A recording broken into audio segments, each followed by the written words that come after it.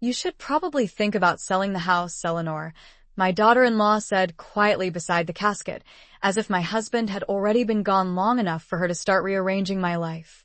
The words drifted through the funeral home's soft music and polite murmurs, and for a moment I wondered if I had imagined them. But when I turned slightly, I saw Melissa standing beside my son Daniel near the front row of folding chairs, her hand resting lightly on his arm, her expression calm and practical, the same look people use when discussing grocery lists or weekend plans. My husband Charles Whitmore had been dead for exactly 3 hours. The scent of white lilies filled the air, and the polished wooden casket reflected the overhead lights like still water. I sat in the front row where widows are expected to sit, hands folded in my lap, dressed in the black dress I had bought 20 years earlier for another funeral I never expected would prepare me for this one. Guests moved slowly through the room, whispering condolences in gentle tones, but beneath the kindness I could sense something else forming: curiosity, speculation, quiet calculations. People always become interested in finances when someone wealthy dies, but what surprised me was the way they looked at me. Not with envy, not even with respect, with pity. A frail widow, they seemed to think. A woman who had just lost the man who handled everything. Daniel leaned close to Melissa and murmured something I couldn't hear, and she nodded thoughtfully, glancing in my direction the way people glance at a piece of furniture they're deciding whether to move or replace. A few minutes later, my cousin Margaret approached me with a sympathetic smile that stretched just a little too wide. "Eleanor, dear," she said softly, squeezing my hand, "have you thought about where you'll go now? That house must be so expensive to maintain alone." I blinked slowly. "Where will you go now?" As if my life had already been boxed up and placed by the curb. I thanked her politely, the way Charles always taught me to do in uncomfortable situations, and watched as she drifted back toward the refreshments table where Daniel and Melissa were quietly speaking with 2 of Charles's former business associates. I could see the shape of their conversation even from across the room. The subtle nods, the glances toward me, the small sympathetic shrugs. They were planning things. My future, perhaps. The house on Maple Ridge Road. The investments Charles managed for decades. Maybe even the quiet suggestion of an assisted living community somewhere comfortable and respectable.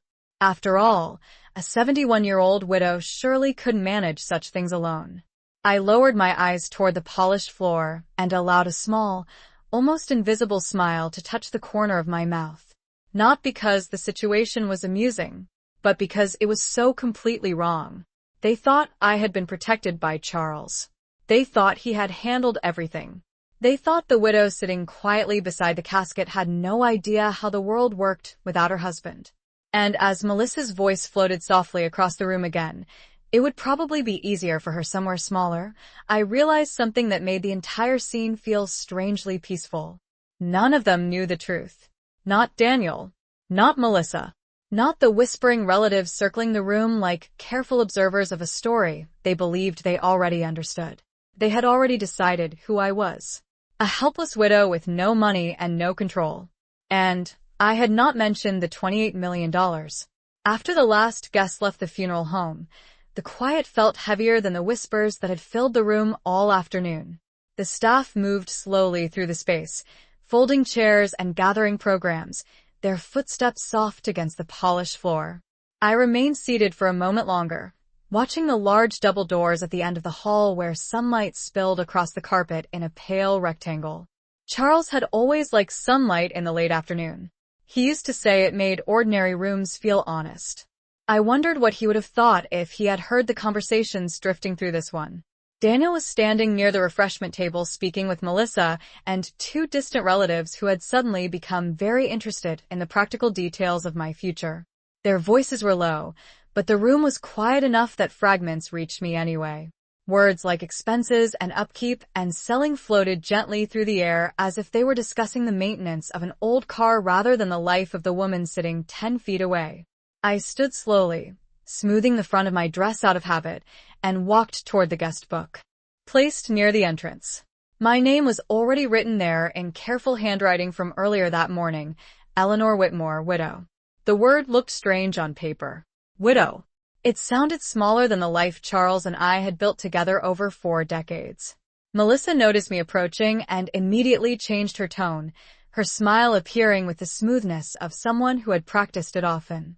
She touched Daniel's arm again, that same gentle gesture she used whenever she wanted to guide a conversation.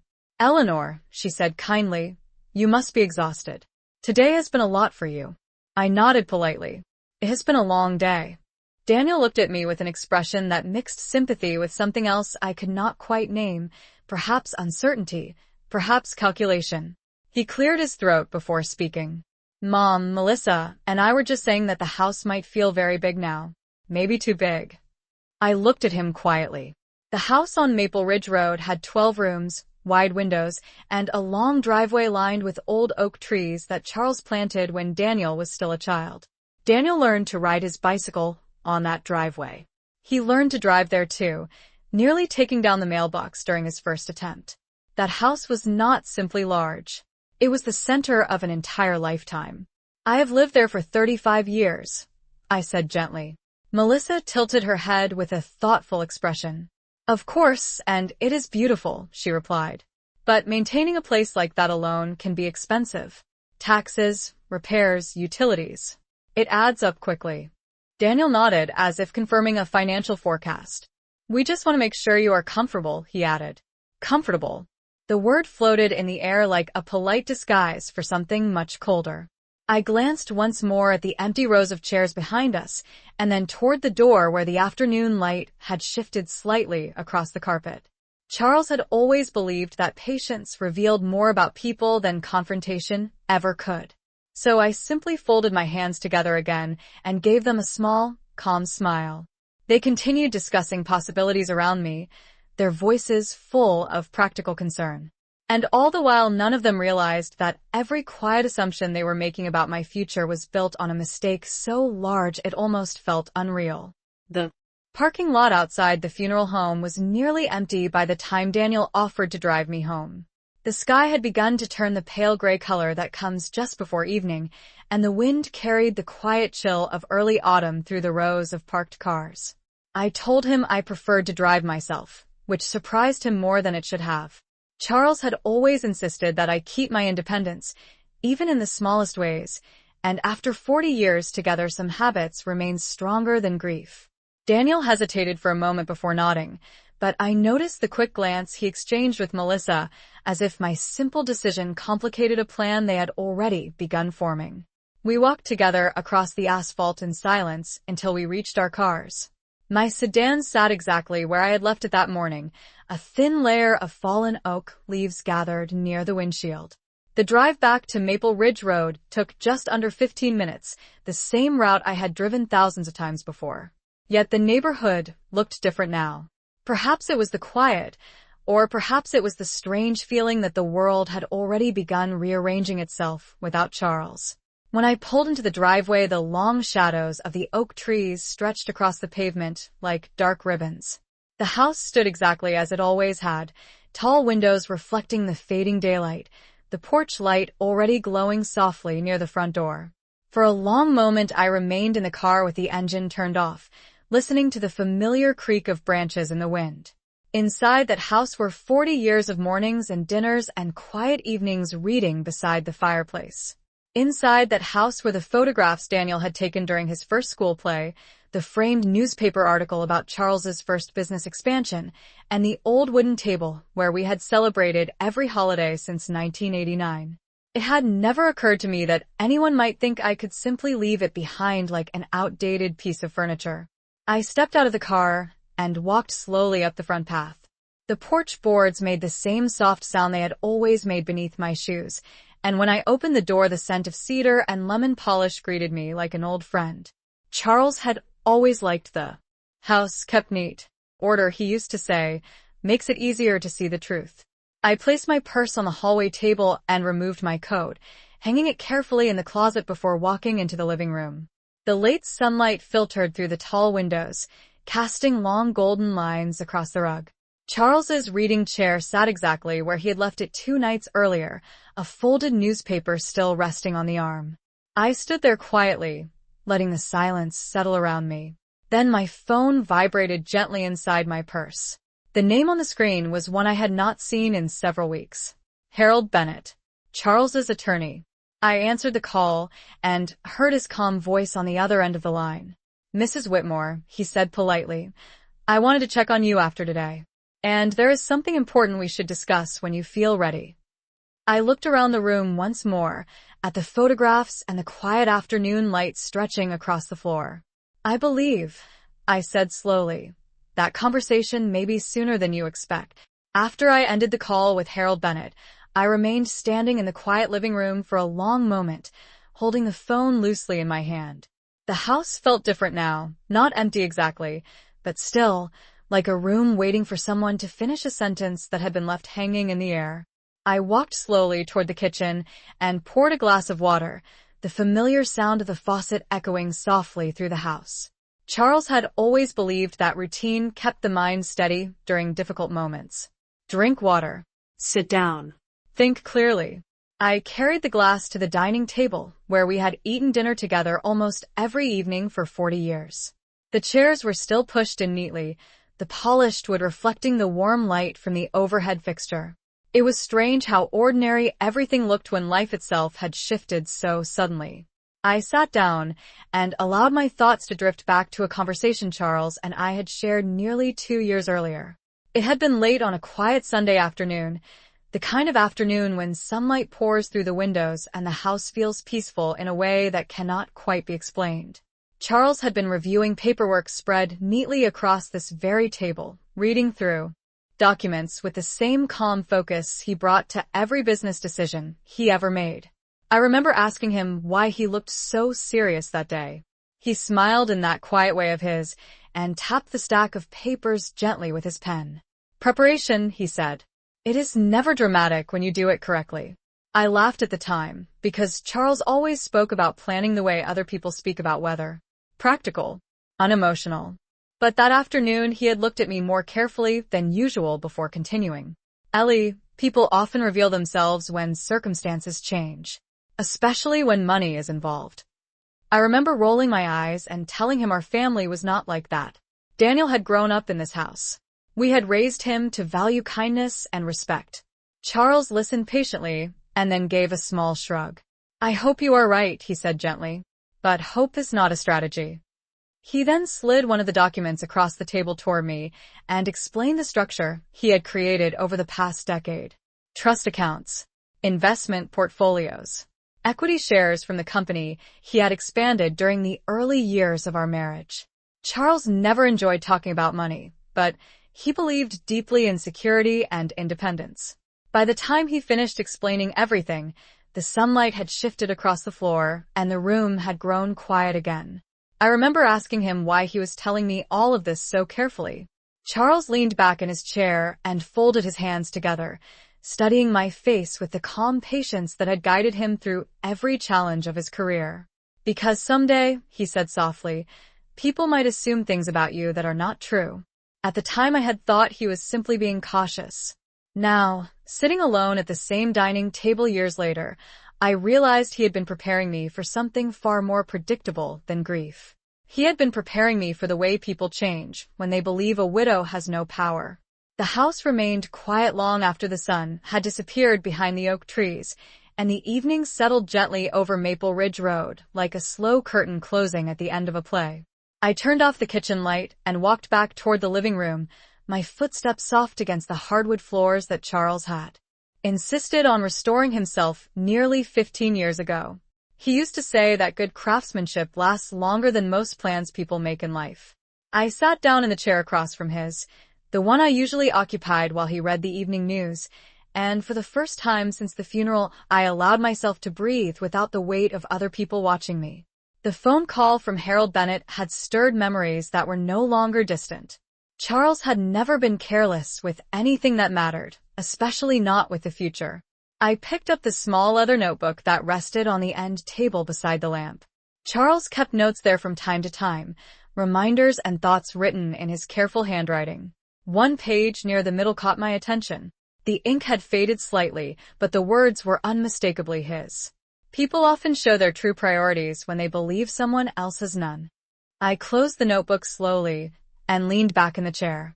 Earlier that afternoon at the funeral home, Daniel had spoken carefully about comfort and practicality, but now I realized something that had not been obvious in the moment. Neither he nor Melissa had asked me what I wanted. Not once.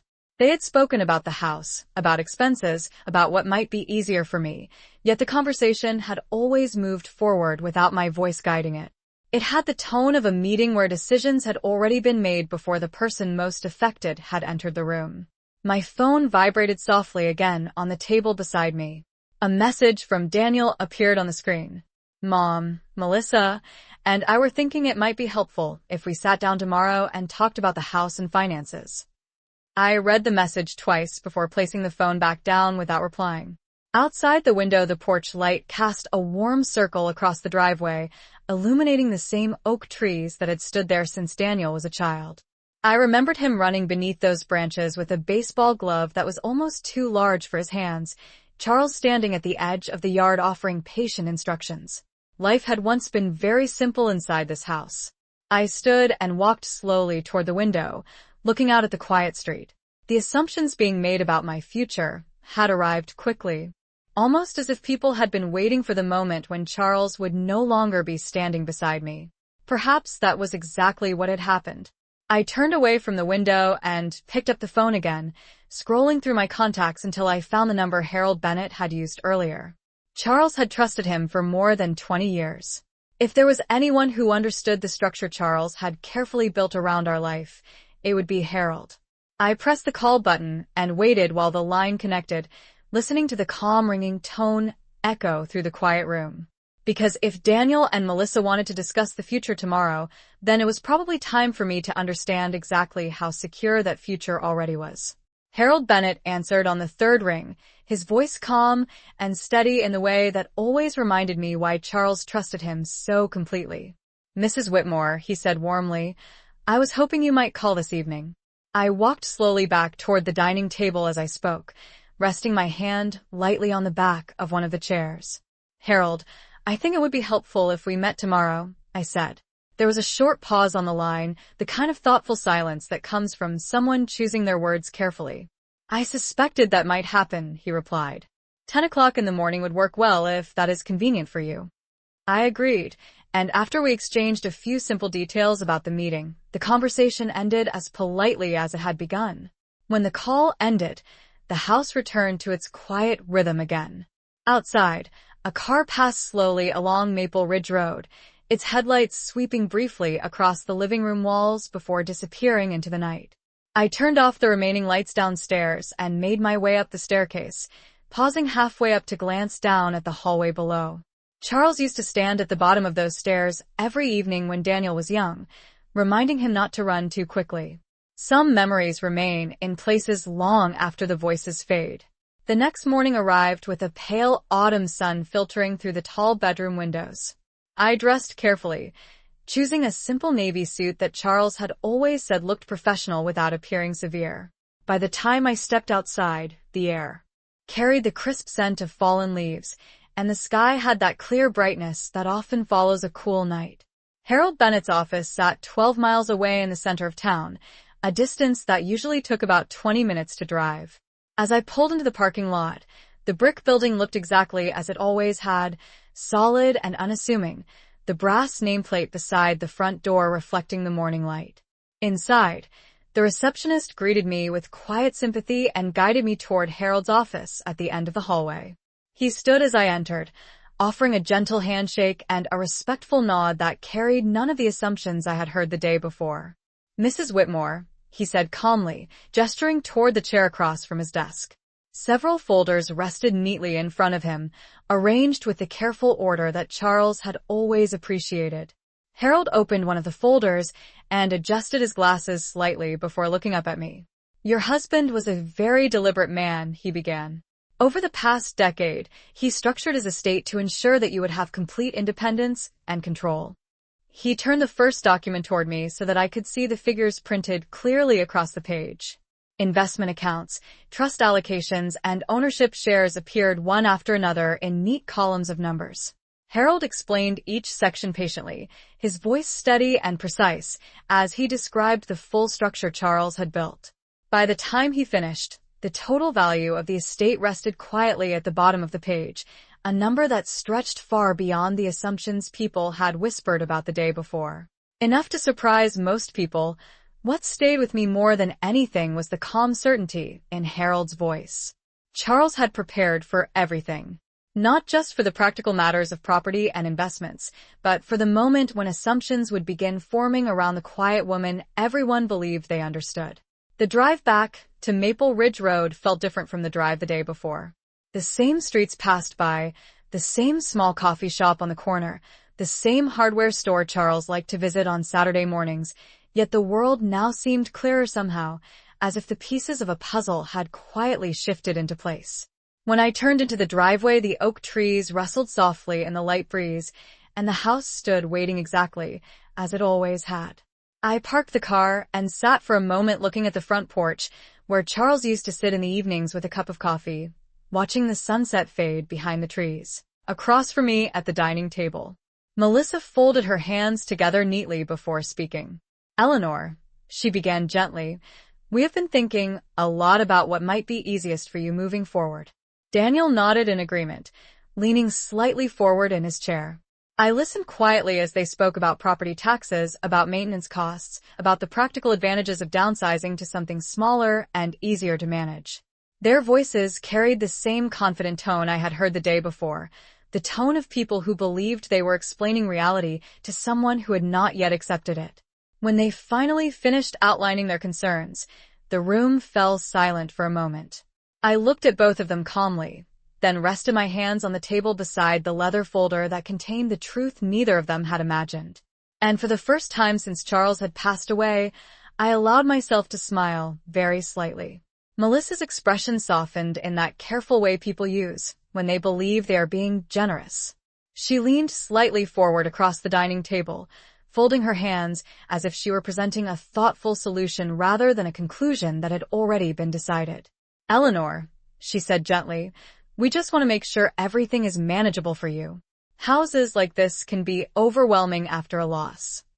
Daniel nodded beside her, his posture stiff with the quiet confidence of someone who believes he is explaining something obvious. "The taxes alone are significant," he added, "and maintenance, utilities, repairs. It might be easier if we started thinking about selling the house while the market is still strong." I listened patiently, watching the way their eyes moved around the room as they spoke. Melissa glanced briefly toward the windows that overlooked the oak trees in the yard. Daniel studied the polished surface of the dining table, perhaps remembering dinners that had taken place there years earlier, though his voice carried none of that history now. Their words were careful, but the direction of the conversation was unmistakable. They believed they were guiding me toward a practical decision. A smaller home, perhaps. An easier life somewhere quieter. Maybe even one of the comfortable retirement communities that advertise landscaped courtyards and organized activities for people who no longer wish to manage their own affairs. Melissa continued speaking, her tone calm and reassuring. "We are not saying you have to decide anything tonight. We just think it would be smart to start planning ahead." I allowed a moment of silence to settle across the table before responding. Driveway where their cars still sat. For a long moment neither of them spoke. Then Daniel looked up at me, his voice quieter than it had been all evening. "Mom, what exactly am I looking at?" I folded my hands calmly on the table. "Your father believed in careful preparation," I said. "For many years he structured his investments and business shares so that everything would remain stable no matter what happened." Melissa reached for the second page again, studying the figures more closely. The confidence she had carried into the house earlier that evening had completely disappeared. "These numbers," she said slowly, "are they accurate?" I nodded once. "They are current as of this morning." Daniel sat back in his chair, exhaling quietly as he tried to process what the documents were showing him. For years he had watched his father manage businesses, investments, and partnerships, but like many people he had assumed that most of that responsibility ended when Charles passed away. The idea that the entire structure had been designed to continue under my control had clearly never crossed his mind. Melissa's eyes moved across the final page again until they reached the total printed at the bottom. The number sat there in plain black type, calm and undeniable. She looked up at me slowly. $28 million? The question sounded less like disbelief and more like the quiet realization that every assumption she had made during the past 24 hours had been completely wrong. I allowed a small, polite smile to appear. Approximately, I said. The room became very still. Daniel looked down at the documents again, as if hoping that the numbers might rearrange themselves into something more familiar. When he finally spoke, his tone carried none of the earlier certainty. "Mom, why did you not say anything yesterday?" I thought for a moment before answering. "Because yesterday was about your father," I said gently. "Not about money." Melissa lowered her eyes back to the table, and for the first time since arriving that evening, she had nothing to add. The silence stretched across the room until Daniel slowly closed the folder and slid it back toward me. Outside, the wind moved softly through the oak trees, just as it had the night before and the night before that. Some things in life change quickly. Others reveal themselves only when people begin making assumptions about what they believe is true. I stood from the table and placed the folder back into the leather case. "Your father always believed that patience reveals character," I said calmly. Then I walked toward the hallway, leaving Daniel and Melissa sitting quietly at the table where they had arrived so confidently only an hour earlier, finally understanding that the helpless widow they thought they were planning around had never been helpless at all.